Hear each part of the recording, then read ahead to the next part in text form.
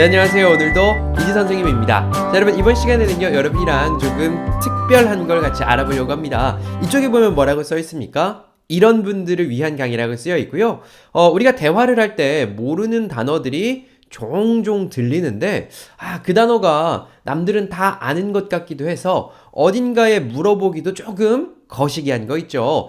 그런 느낌을, 그런 생각을 많이 하셨던 분들을 위해서 오늘 강의를 좀 준비했고요. 이렇게 우리가 대화 중에 또 TV에서 유튜브에서 자주 들리는 외래어들, 외국말들, 새로 만들어진 말들을 계속해서 방치하면 어떻게 될까요? 네, 나중에는요, 우리가 모르는 말이 정말 더 많아질 거예요.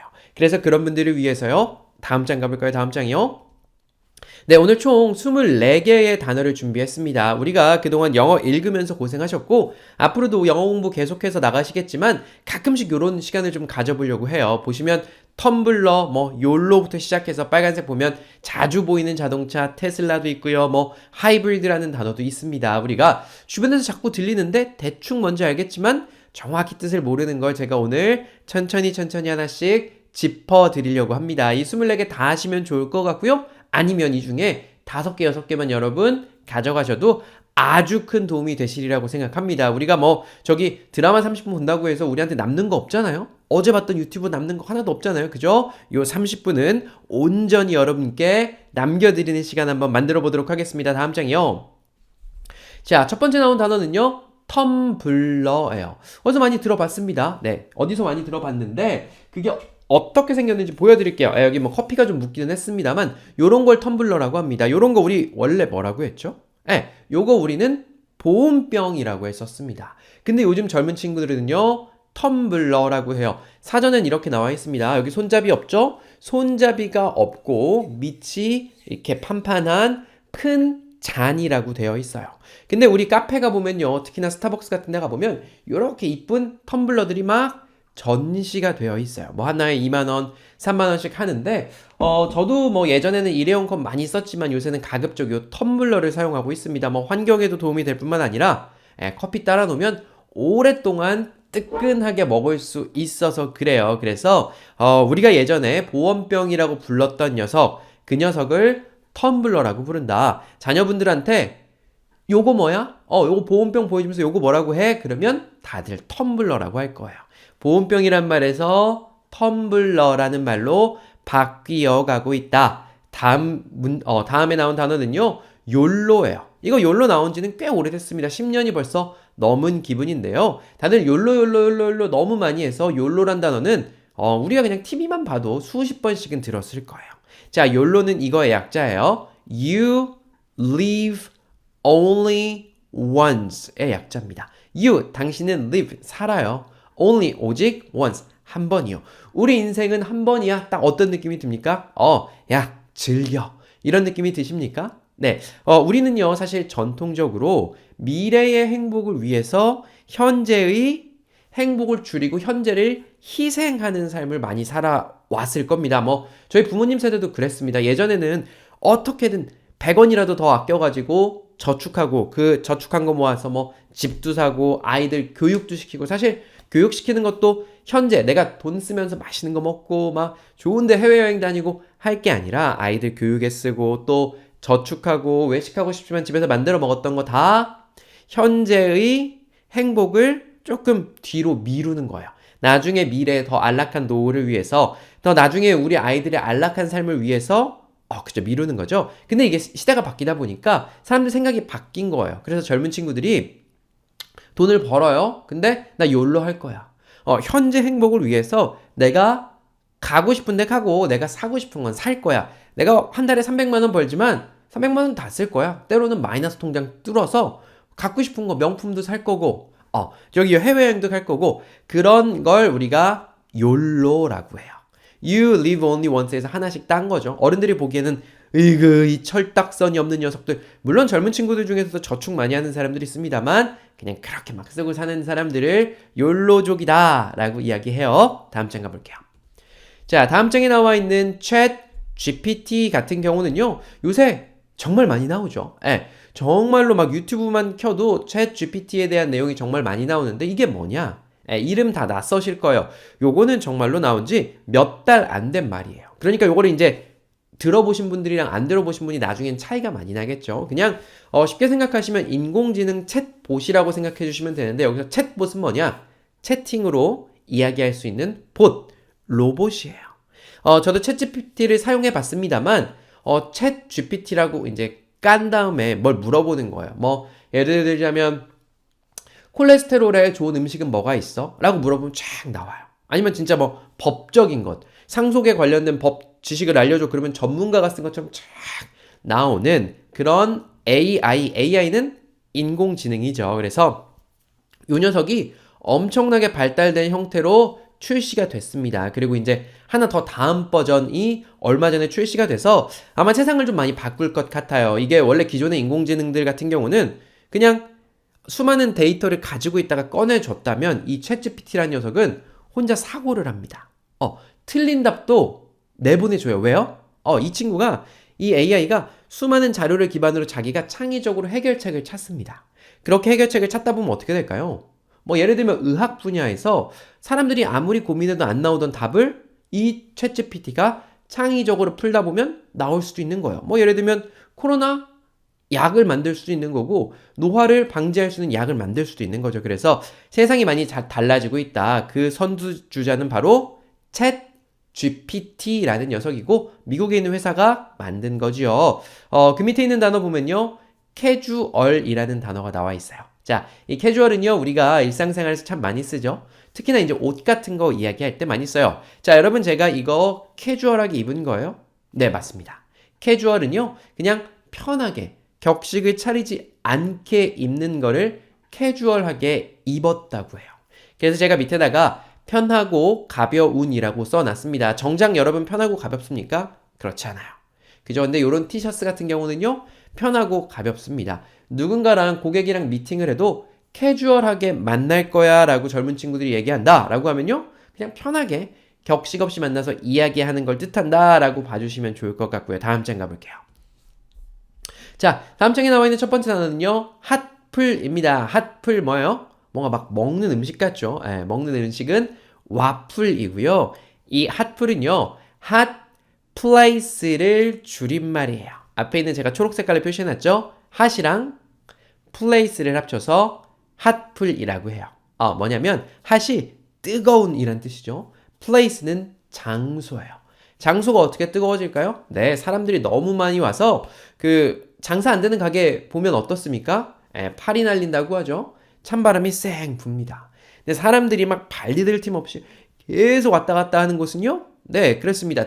뜨거워지겠죠. 그래서 원래는 이제 핫플레이스라고 썼었는데 그걸 젊은 친구들이 더 줄여서 뭐 예를 들면 저기 상수동의 어디, 뭐 가로수길의 어디, 뭐 이태원의 어디, 청담동의 어디, 압구정의 어디 이런 사람들 많이 오는 어떤 그런 가게나 장소를 핫플이라고 이야기합니다. 좀 뭐 잊으셔도 괜찮을 것 같고요. 그 밑에 나와 있는 래시가드. 자, 이 래시가드는 집에 하나씩 다들 있으실 수 있어요. 이 래시가드가 나온 게 얼마나 됐을까요? 뭐 제가 입은 지는 뭐 5년, 뭐 한 7년 정도 된 것 같은데 원래 우리가 이제 여름에 놀러 가면 해변가라든지 아니면 동남아 같은 데 놀러 가면 수영할 때 원래는 이제 다 벗고 했죠. 근데 그러다가 이제 다 벗은 내 몸이 좀 부끄럽기도 하고 태양이 좀 무섭기도 해서 뭔가 좀 입었어요. 근데 이제 그 입는 옷이 수영하기에 편하게 되어 있고요. 또 자외선 차단 효과까지 만들어주는 그런 옷을 래시가드라고 하면서 막 팔기 시작했어요. 그래서 해외여행 가서 바닷가에서 호텔 수영장에서 한국 사람들 알아보는 방법, 쉬운 방법이 있어요. 래시가드 입으면 다 한국 사람들입니다.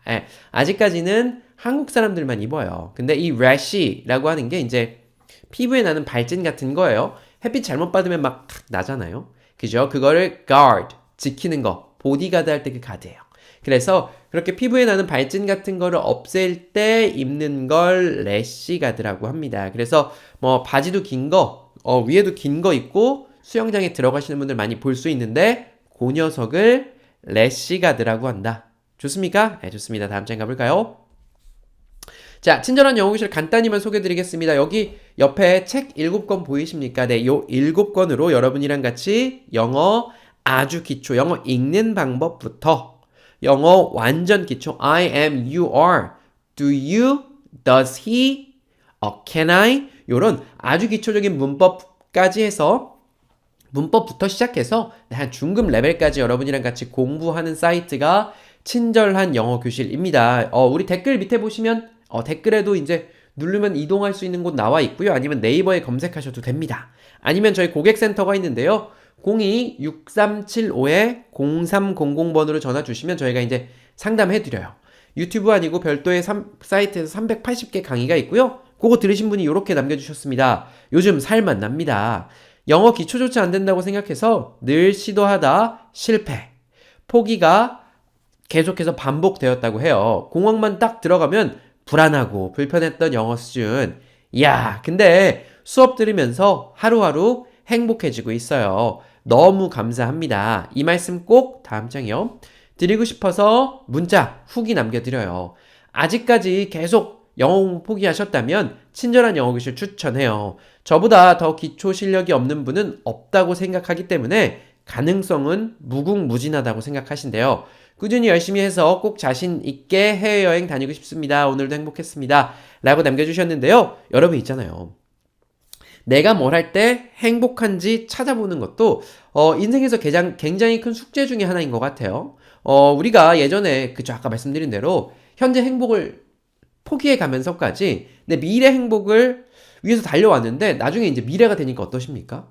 어떤 분들은 그때 내가 참 아끼고 안 입고 안 먹었던 거 잘했다라고 생각하시는 분들도 계실 거고 아니면 그래도 이제 얼마 남지 않았는데 그냥 나 하고 싶은 거 하다가 살래 라고 하시는 분들도 계실 수 있어요. 네. 근데요, 이 행복감이라는 게 다 주관적이잖아요. 어떤 분은 술 드시면 행복하신 분도 있고요. 운동하시면 행복하신 분도 있고 어떤 분은 공부하시면 행복하신 분도 있어요. 저도 그런 사람 중에 한 명인데요. 뭔가 새로운 거 배우면 행복하더라고요. 그래서 여러분 영어가 그 대상이시라면 완전 기초부터 배우시려면 여기로 오시면 좋겠다라고 말씀드리고 다시 넘어가 볼게요. 네, 다시 강의 시작해보자면요. 레시피라고 하는 단어가 있어요. 이게 이제 영어는 아니죠. 네, 영어는 아니고 이제 유럽에서 온 말인데 레시피라고 하시는 분들도 있고 레시피라고 하시는 분들도 있는데 이 레시피라는 게 음식의 조리법을 뜻해요.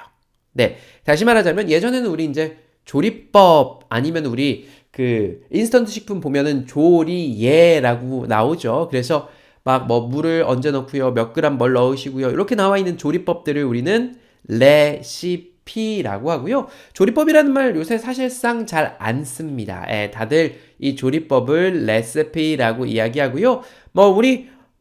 저희 언제 어머니도 엄마 이거 어떻게 했어? 그러면 이거 유튜브에 다 나와 있더라. 그러니까 유튜브에 나와 있는 레시피 가지고 하신 거죠. 그래서 어떤 걸 요리하는 조리법을 레시피라고 이야기한다. 좋습니까? 네. 다음에 나와 있는 단어는요.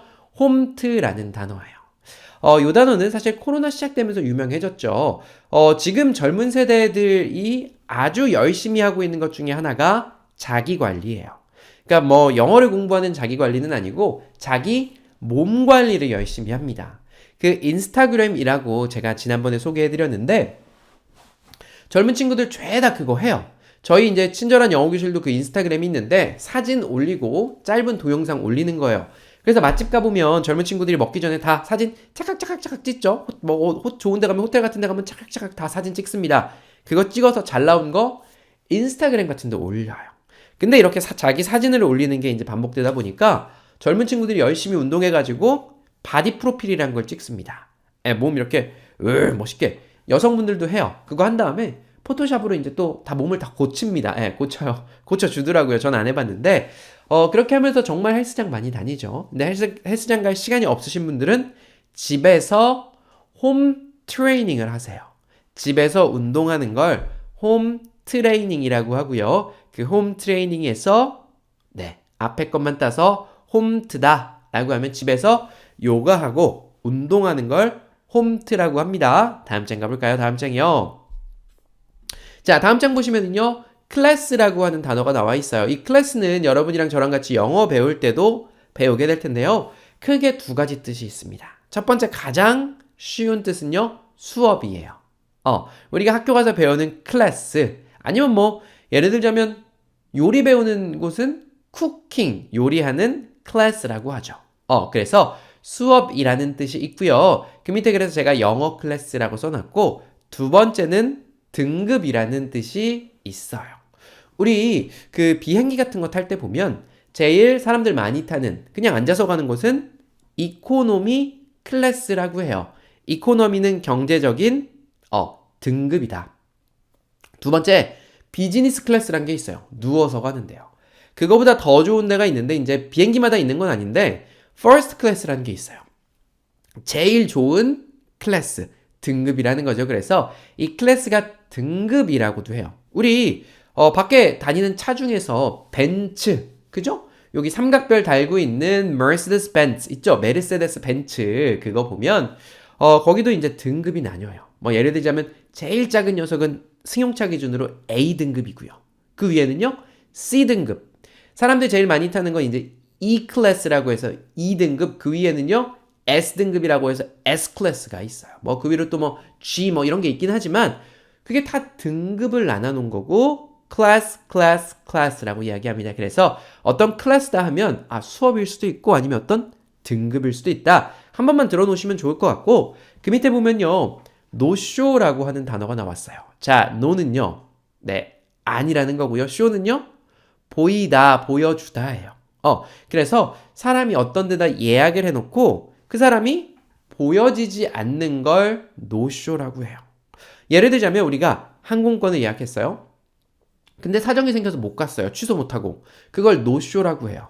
항공권 예약할 때 보면 그 환불 규정에 보면 노쇼 했을 경우, 안 나타났을 경우에 어떻게 한다 써 있고요.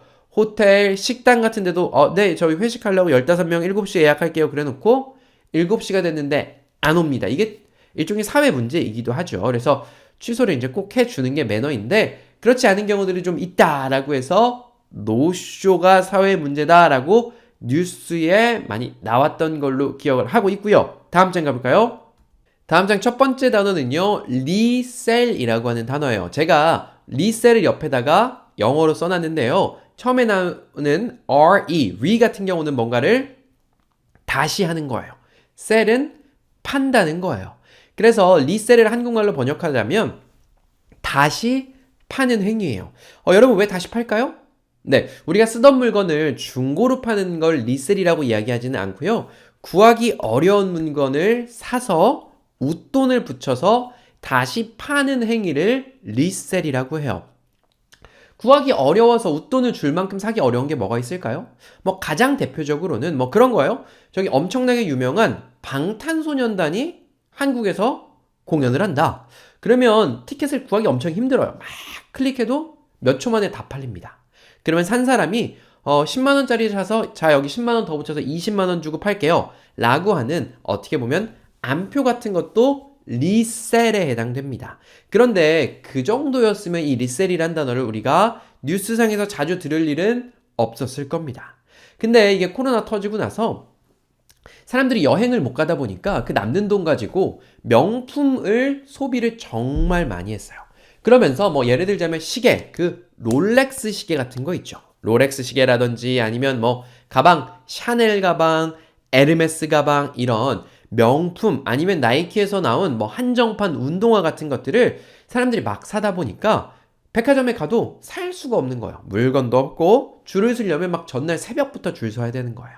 그래서 사람들이 전날 새벽부터 줄을 서가지고 뭐 예를 들면 샤넬 가서 가방을 몇백만 원 주고 삽니다. 거기다가 웃돈을 막 50만 원, 100만 원 붙여서 다시 파는 행위. 그걸 리셀이라고 하고 이 리셀이 사회적인 문제로 대두가 굉장히 많이 됐었죠. 여전히 이 리셀이라는 건 성행하고 있고요. 뉴스에서 심심치 않게 여러분 만나실 수 있는 단어가 되겠고요. 그 밑에 보면요. 스펙이라는 단어가 있어요.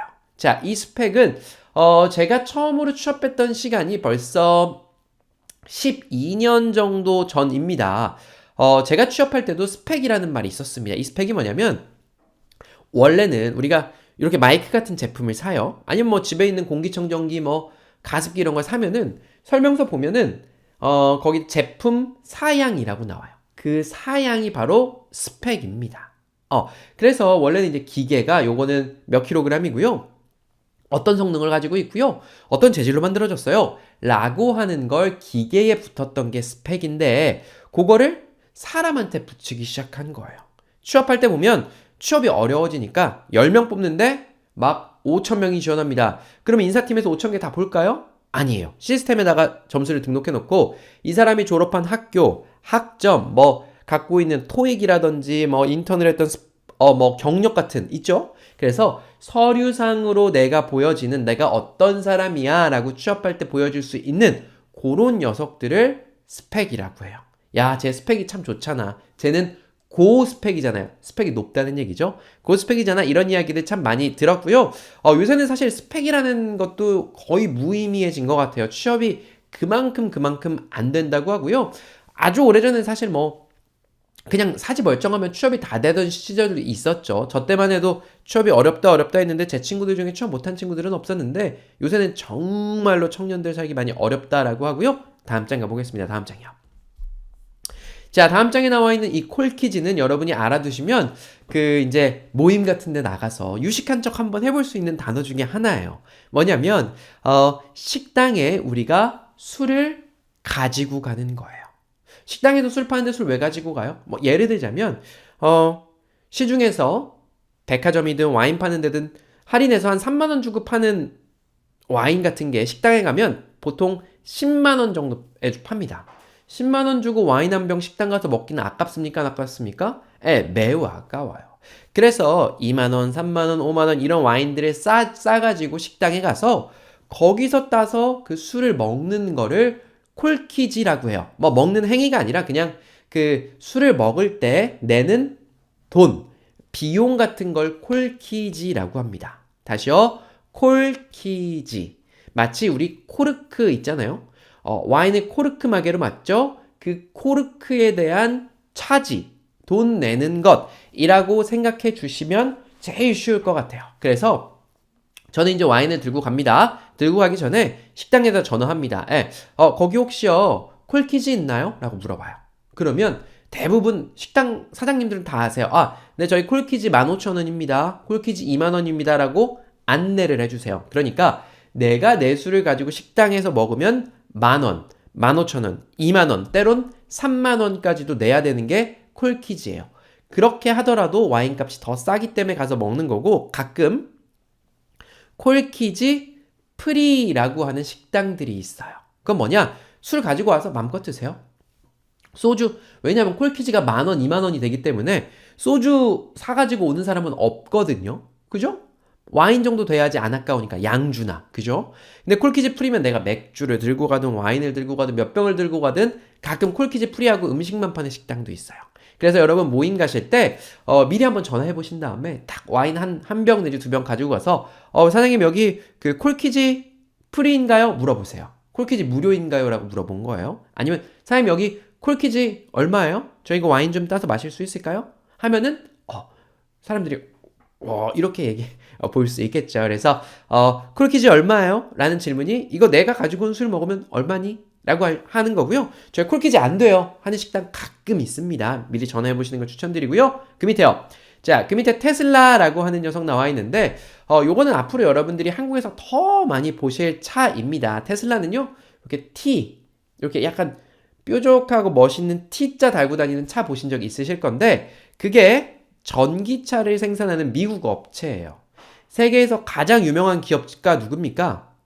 빌 게이츠는 이제 옛날 버전이고 일론 머스크라고 엄청나게 유명한 사람 있죠. 그 사람이 만든 회사가 바로 이 테슬라고요. 전기자동차 만들어서 뭐 미국, 북미에는 정말 많이 돌아다녀요. 테슬라가 정말 많고요. 한국에서도 꽤나 자주 보이는 자동차가 테슬라이고 이 테슬라 미국 주식이 진짜 옛날부터 저도 진짜 옛날 때 테슬라 주식을 제가 그걸 사려고 했었는데 못 샀는데 정말 많은 사람들이 가지고 있는 주식 중에 하나이고 앞으로 계속해서 들으실 수 있는 단어이실 겁니다. 다음 장 가볼게요. 자, 다음 장 보면요. 브이로그라고 하는 단어가 나와 있습니다. 이 브이로그라는 게 한 7, 8년 정도 전부터 참 유행을 했죠. 일상을 동영상으로라고 제가 써놨는데 원래는 우리가 블로그라는 게 유행을 했었습니다. 블로그가 뭡니까? 네, 네이버에다가 사진이랑 글 가지고 내 일상을 남기던지 뭐 예를 들면 맛집을 남기던지 어떤 거 하는 방법 같은 거를 글을 쓰면서 알려주고 남겨놓는 거였어요. 근데 이거 글 쓰려니까 어떻습니까? 시간도 오래 걸리고 전달도 잘 안 되는데 유튜브가 나오면서 동영상으로 내 감정, 내 생각, 내 일상을 전달할 수 있게 됐죠. 그래서 그때부터 브이로그라고 써놨는데 이 V는 비디오의 약자예요. 비디오로 내 일상을 남긴다. 여러분들 유튜브 보시는 것 중에서도 어떤 사람이 제가 어디 다녀왔어요. 누구랑 만났어요. 이런 거 다 브이로그거든요. 그래서 저렇게 비디오로 일상을 남겨서 유튜브에 올리는 것 저거 브이로그라고 하는구나. 알아두시면 좋겠고요. 그 밑에 인플루언서라고 하는 단어가 나왔어요. 이거 좀 단어가 어렵기는 한데 요 단어는 앞으로도 계속해서 많이 쓰일 겁니다. 이 브이로그를 올리는 저도 이제 유튜버이기도 하지만 유튜브 하시는 분들 아니면 인스타그램에 사진 올려서 이렇게 유명해지신 분들을 우리 인플루언서라고 해요. 이 인플루언서가 influence라고 하는 단어가 영어로 영향을 끼치다라는 단어고 influencer 같은 경우는 영향을 끼치는 사람이에요. 그러니까 예전에는 정치인이라든지 연예인들만 대중에 영향을 끼쳤습니다. 스포츠 스타라든지. 근데요, 지금은요. 저같이 아무것도 아닌 사람이 여러분들 앞에서 카메라 앞에서 이런 걸 이야기를 하고 누군가한테 영향을 한 명이든 10명이든에게 미칠 수 있는 사람이 되는 시대로 바뀌고 있고 점점 더 가속화되겠죠. 그렇게 대중들에게 영향력을 행사할 수 있는 사람을 우리는 인플루언서라고 해요. 예를 들자면 유튜브 하고 있는 유튜버도 있고요. 아니면 파워블로거라든지 인스타그램 하시는 분들 들 수 있겠죠. 여기 우리 초등학생들 유튜버가 꿈이라고 많이들 이야기하는데 이렇게 누군가한테 영향력을 미치는 사람 인플루언서라고 한다. 다음 장이요. 자, 다음 장 보면요. FTA가 나와 있어요. 요거는 이제 뉴스나 신문지상에서 정말 많이 보죠. 자유무역협정이라고 하고요. 이게 뭐냐면 Free Trade Agreement. 그러니까 free, 자유롭게 trade, 거래하는 agreement, 협정인 거예요. 이게 뭐냐? 그런 거예요. 원래는 이제 나라가 있으면 뭔가 외국에서 수입할 때 우리 수입해오면 뭐 붙이죠? 관세라는 걸 붙입니다. 예를 들자면 벤츠 아까 말했던 그건 독일에서 생산되는 차니까 독일에서 들어올 때 수입차 관세 매겨. 원래 5천만 원에 온 게 한국에서 관세 1,000만 원 더 매기면 6천만 원에 팔리겠죠. 네, 그렇게 유럽이랑 아니면 미국이랑 우리나라는 이 자유무역협정을 참 많이 맺어놨어요. 그러면 관세를 아예 안 받거나 아니면 관세를 기존보다 적게 받는 거예요. 반대로 우리나라가 반도체를 수출할 때, 우리나라가 자동차를 수출할 때, 우리가 정유, 배터리, 디스플레이 수출할 때, 그죠? 서로 관세 줄여주는 거죠. 그래서 농산물 같은 거 이제 문제가 많아서 옛날 때 이 미국이랑 FTA 추진할 때 막 시위도 많이 했었죠. 서로 자유롭게 관세를 깎아주거나 없애서 무역을 하자. 이게 FTA구나 라고 알아두시면 좋겠고 그 밑에 보면 skip이라고 하는 단어가 있어요. 자, 여러분 skip은요. 요거는 이제 영어 단어이고 뭔가 건너뛰는 거예요. 유튜브에 보면은요. 어떤 영상을 보더라도 광고가 다 삽입이 되어 있습니다. 그죠? 그 광고가 5초 후에 건너뛰기 누를 수 있습니까? 그 건너뛰기를 영어 버전에서 보면 skip이라고 해요. 그래서 뭔가 건너뛰는 거예요. 예를 들자면 식사를 건너뛰는 건 역시 스킵이라고 할 수 있어요. 나 오늘 점심은 스킵할게. 이렇게 얘기하거든요. 스킵, 건너뛰기다. 외우실 필요까지는 없을 것 같습니다. 다음 장이요. 자, 다음 장에 나오는 요 녀석. 저희 어머니 같은 경우는 운전을 할 줄은 아십니다. 그렇지만 장롱 면허예요. 그러다 보니까 하이브리드다 이렇게 얘기하면 아마 갸우뚱하실 거예요. 저희 집 자동차도 하이브리드가 아니고 오래된 가솔린 자동차거든요. 자, 여러분 지금 자동차 종류를 보면 밑에 이제 디젤도 있지만 옛날에는요 기름을 넣었어요. 척척척척 기름을 넣고 차량을 밟으면 엔진이 돌아가면서 앞으로 갔습니다. 그런 걸 우리는 내연기관이라고 했어요. 내연기관은 크게 우리가 이제 일상에서 맞닥뜨릴 수 있는 건 두 가지 종류가 있었죠. 가솔린이랑 디젤이 있어요. 자, 여러분 휘발유랑 경유가 있잖아요. 자, 경유는 뭘까요? 경유가 가솔린일까요? 경유가 디젤일까요? 요거 헷갈려 하시는 분들 정말 많거든요. 자, 휘발유는 가솔린이에요. 경유는 디젤입니다. 근데 우리가 보통 예전에 승용차에다가 가솔린으로 만든, 그러니까 휘발유 넣어야 되는 차에다가 경유 넣잖아요. 차 완전 엔진 망가져요. 경유 넣어야 되는 차에다가 휘발유 넣잖아요. 차 완전히 망가집니다. 그래서 잘 알고 타셔야 되고요. 우리 자동차 타는데 승차감이 너무 부드러워요. 소리도 조용하고 그러면 무조건 가솔린, 휘발유 차량입니다.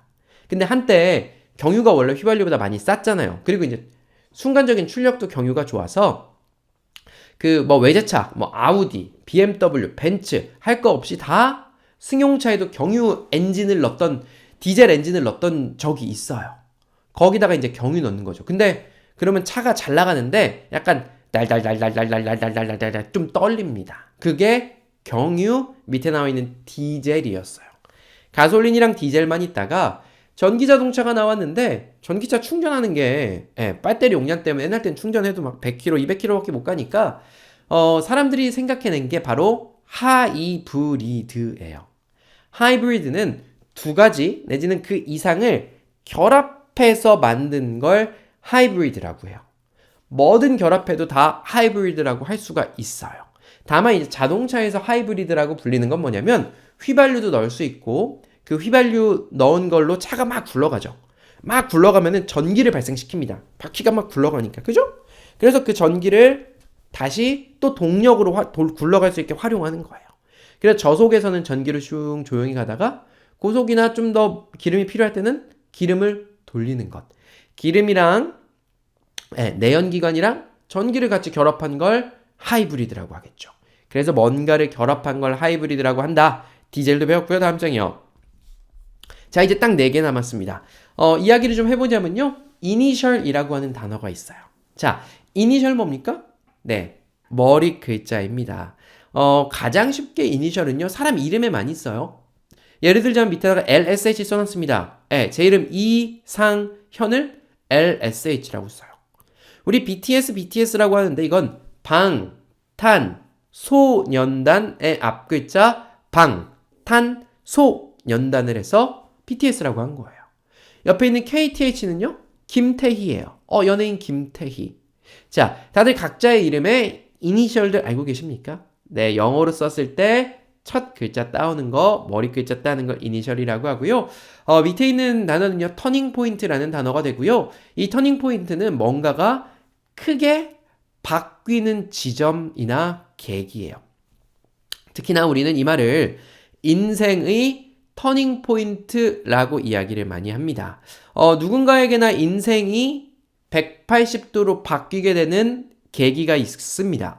어떤 사건일 수도 있고요. 누군가의 죽음일 수도 있고 누군가한테 들은 한마디일 수도 있어요.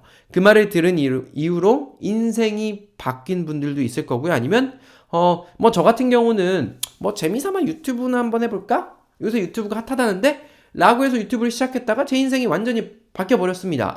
제가 그냥 회사 다니는 회사원이었다가 영어 선생님으로 갑자기 인생이 바뀌어버렸죠. 그런 식으로 뭔가 크게 변하는 그 포인트가 바로 터닝 포인트가 되겠고요. 다음 장 가볼까요? 자, 마지막 장이 되겠고요. 마지막 장에서는 이런 거 나와 있습니다. 디스플레이. 자, 여러분 디스플레이가 뭐예요? 네, 여러분께서 지금 핸드폰으로 유튜브를 보고 계신다면 그 핸드폰 앞에 있는 우리가 흔히 말하는 액정 있죠. 그 액정이 디스플레이예요. 뭔가를 이렇게 출력해서 보여주는 걸 디스플레이라고 합니다. 아니면 우리 백화점 가면 마네킹한테 옷 같은 거 디스플레이 잘 해놨습니까? 그런 것도 디스플레이라고 해요. 뭔가 사람들한테 보여줄 수 있게 진열해놓고 아니면 예전에 우리 TV에서 브라운관 TV 기억나십니까? 이렇게 탁 커가지고 둥그랬던 거. 그거 다음에 평면 TV 나왔죠. 그리고 나서 LCD라는 녀석도 나왔습니다.